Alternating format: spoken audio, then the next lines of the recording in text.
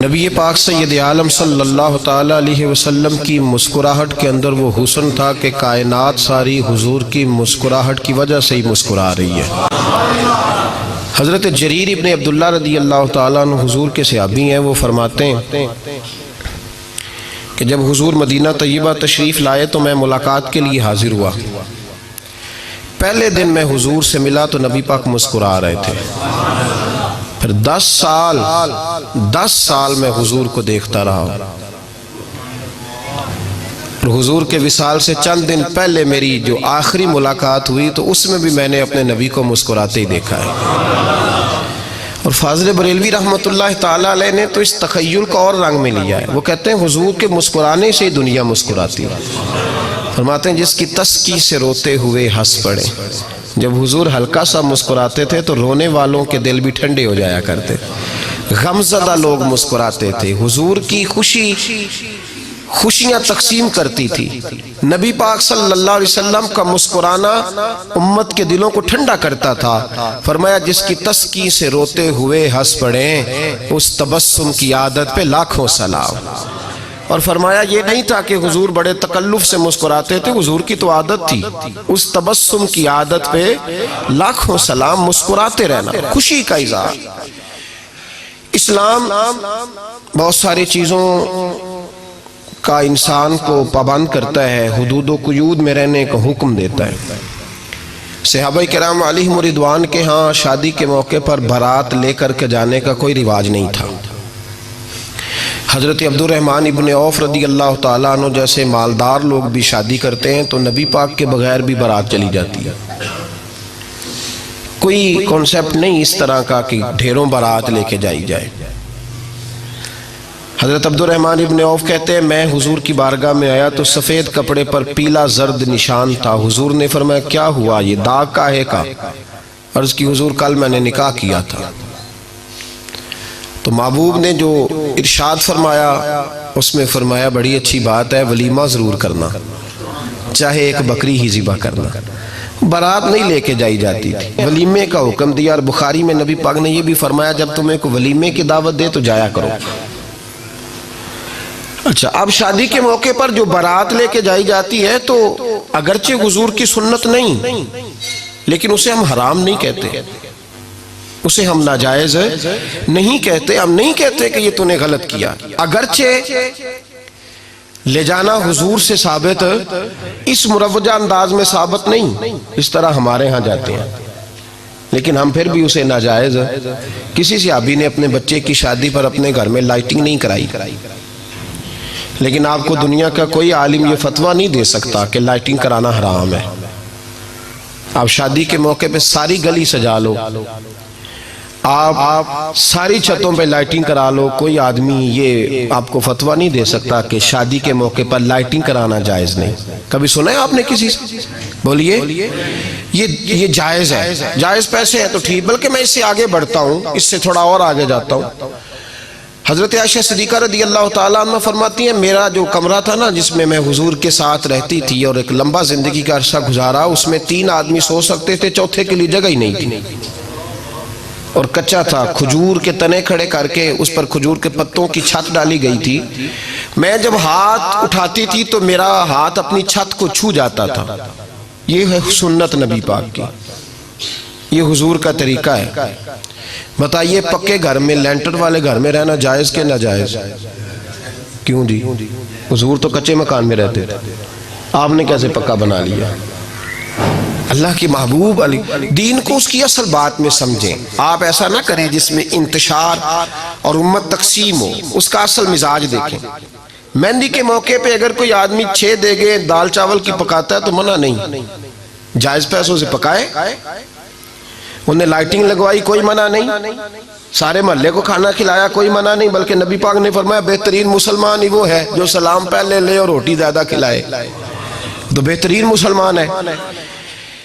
ناجائز کیا ہے؟ ناجائز ہے شادی کے موقع پر بینڈ باجا بجانا، اس میں رقص کرنا، اس میں بھنگڑے ڈالنا، عورتوں مردوں کا اختلاط ہونا، عورتوں کی مووی بنانا، یہ چیزیں ناجائز ہے۔ تو جو ناجائز ہے اس پہ پابندی لگائی جائے گی، جو جائز ہے اس کے بارے میں یہ کہا جائے گا کہ بھائی احتیاط کی جائے، سنت کی طرف دیکھا جائے تو بہتر یہی ہے۔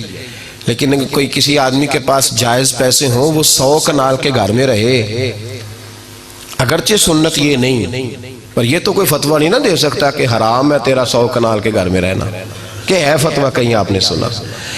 تو ہمارے ہاں تکلیف کا معاملہ یہ ہے۔ دیکھیں میرے بھائی، کسی بھی صحابی نے، بڑے درد کے ساتھ بات کر رہا ہوں اور یہ میرا درد ہے، میں درد سے اپنے دل کو، اپنے ایمان کو حاضر ناظر کہہ کے بات کر رہا ہوں۔ امت بٹ جاتی ہے ہر موقع پہ یار، ہر جگہ ہی تقسیم ہو رہی ہے امت مسلمہ، ہر روز کچھ نہ کچھ فتوے ایسے مل جاتے ہیں جس میں دراڑیں پڑتی ہیں۔ کسی صحابی نے کسی مسجد کے اندر اشتہار چھپوا کے، اعلان کرا کے درس قرآن کرایا ہے کبھی؟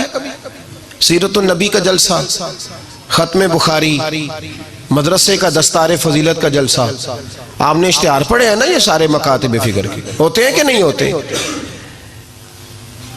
کسی صحابی نے اس طرح، وہ تو روز درس قرآن دیتے تھے، لیکن اس طرح اشتہار چھپوا کے، پوسٹر لگا کے، اور مصر سے کسی صحابی کو اسپیشل بلوا کے یا یمن سے بلوا کے مسجد کے اندر کبھی درس قرآن کے اجتماعات کرائے، سیرت النبی کے جلسے، ختم بخاری کے؟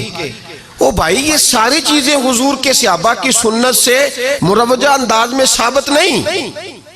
مجھے بتا میرے بھائی، میں درد کے ساتھ تجھ سے سوال کرتا ہوں کہ سیرت النبی کے جلسے میں تو پشاور سے مولانا بلائے، پنڈی سے بلائے، تو گجرات اور کراچی سے لوگوں کو بلا کر کے اگر سیرت کا جلسہ کرائے، اور تو اس میں ایک آدمی کو کراچی سے بلوایا جا رہا ہے تو تو نے اس کو 20,000 کی ٹکٹ بھی دی، اور اشتہار پہ بھی جلسے پہ خرچ ہوا، پھر لنگر بھی پکا، کھانا بھی تو نے کھلایا، نہ تجھے کوئی بیوہ یاد آئی، نہ تجھے کوئی مسکین یاد آیا، نہ تجھے کوئی غریب یاد آیا؟ حالانکہ کہنا چاہیے تھا نا یہ جو ₹1,00,000 لگ رہا ہے کسی بیوہ کی خدمت کر دینی چاہیے، یتیم کو دے دینا چاہیے۔ درد کے ساتھ بات کر، سوال میرا یہ ہے کہ وہی کام جو سیرت کے جلسے میں ہوتے ہیں، پہلے تلاوت ہوتی ہے، پھر نعت ہوتی ہے، پھر کسی عالم کا بیان ہوتا ہے، وہی کام صرف نام بدل کے کیا جائے، عید میلاد النبی نام رکھا جائے صلی اللہ علیہ وسلم۔ یہ میں آپ کے ذہنوں پہ دستک دے رہا ہوں، تقریر نہیں کر رہا، صرف دستک دے رہا ہوں۔ او بھائی دیکھو، ایک آدمی وہی کام نام بدل کے کرے تو جائز ہے، اور اگر اس میں نبی پاک کے میلاد کا نام رکھ لیا جائے یا نعت کا نام رکھ لیا جائے تو پھر مجھے اجازت دے میں تجھ سے سوال کروں کہ صرف تجھے حضور کی تعریف پوری لگتی ہے؟ پھر مجھے اجازت دے کہ میں تجھ سے پوچھوں کہ صرف تجھے نعت اچھی نہیں لگتی؟ پھر مجھے اجازت دے کہ میں تجھ سے پوچھوں کہ تجھے صرف رسول اللہ کے قصیدے اچھے نہیں لگتے؟ دے مجھے اجازت کہ میں تجھ سے سوال کروں کہ جہاں ذکر رسول کی بات آئے وہاں تو پریشان کیوں ہوتا ہے؟ تجھے پتہ ہی نہیں یہ تو وہ ذکر ہے کہ رب فرماتا ہے تم بیان کرو نہ کرو وَرَفَعْنَا لَكَ ذِكْرَكَ، محبوب میں نے خود تیرے چرچے ساری دنیا میں بلند فرما دیے۔ اور نبی پاک نے پوچھا حضرت جبریل سے کہ چل جبریل تو بتا میری امت کو پتہ چلے رب نے میرا ذکر کیسے بلند کیا ہے، تو جناب جبریل کہنے لگے محبوبہ رب فرماتا ہے میرے نبی سے کہہ دے جہاں جہاں تیرے رب کا ذکر ہوگا وہاں وہاں تیرا بھی ذکر ہوتا رہے گا۔ یہ تو محتاج ہی نہیں کسی کا۔ اتنی جلدی لوگ بپھرتے ہیں۔ اللہ فرماتا ہے قل بفضل اللہ وَبِرَحْمَتِهِ فَبِذَلِكَ فَلْيَفْرَحُوا، محبوب ان سے کہہ دو جب اللہ کا فضل ملے، جب اللہ کی رحمت ملے تو خوشی مناؤ۔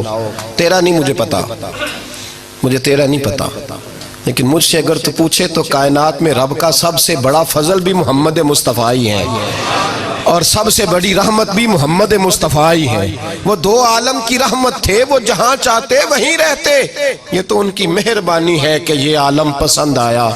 رب کریم نے تجھے آنکھ دی، دنیا دیکھی تو نے، رب کریم نے تجھے قوت دی، تو نے دنیا گھومی، اور پھر رب نے تجھے بیٹے دیے تو میٹھا میوہ، اور بیٹیاں دی تو تیرے لیے باعث کرم، تیری چھاتی پہ بچے چڑھے تو تو نے کہا سب سے بڑی نعمت یہی ہے کہ مالک کہتا ہے تو میرا بندہ تھا میں نے دینا ہی تھا، اس نے دیا، احسان نہیں جتلایا، لیکن جب اپنا نبی دیا تو کہا میں نے بڑا احسان کیا تم پہ۔